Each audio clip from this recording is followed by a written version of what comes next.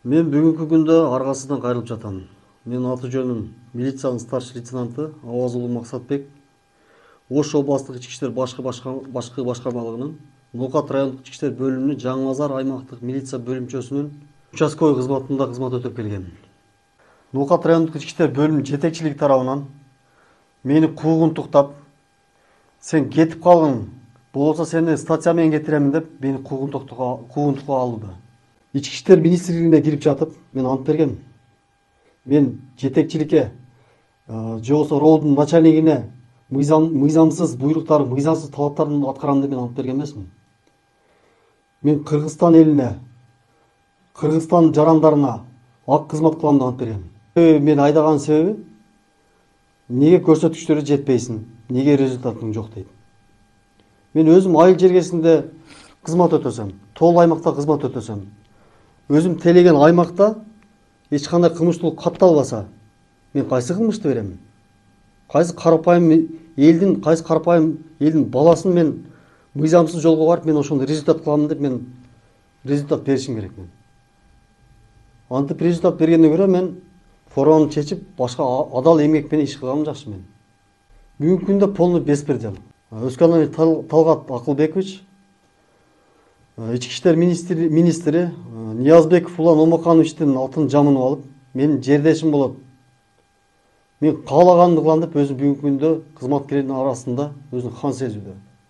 Мыйзамсыз талаптарды коюуда. Мыйзамсыз протокол жаз деп, көрсөткүчтөргө жет деп, ар кандай мыйзамсыз талап буйруктарын бизге кызматкерлерге берүүдө. Мага окшогон бүгүнкү күндө кызматкерлер жүздөгөн, миңдеген кызматкерлер бар. Бүгүнкү күндө алар ошол өзүм жумушумдан айрылып калбайм, айлыгыман айрылып калбайын деп бүгүнкү күндө өздөрүнүн укугун коргой албайт. Себеби ошол мыйзамсыз буйруктарын аткарыш үчүн результат бериш керек. Результат бериш үчүн биз мыйзамсыз жолдорго барышыбыз керек экен да.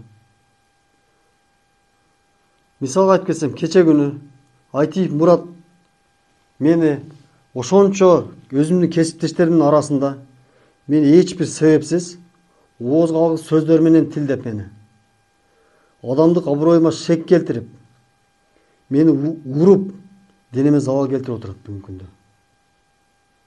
Неге?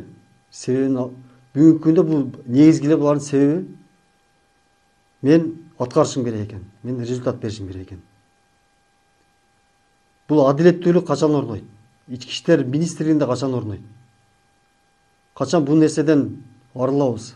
Урматтуу Садыр Нуркожоевич, мен сизден бир эле нерсени суранып кетемин. Бүгүнкү күндө мына МВД структурасында болуп жаткан мына беспределди токтотуп берүүңүздү суранам. Адилеттүүлүктү, мыйзамдуулукту орнотуп берүүңүздү суранам. Мен өзүм үчүн суранып аткан жокмун бул нерсени. Бул нерсени Кыргызстандын келечеги үчүн, Кыргызстандын урпактары үчүн суранып өтүнүп кетем мен.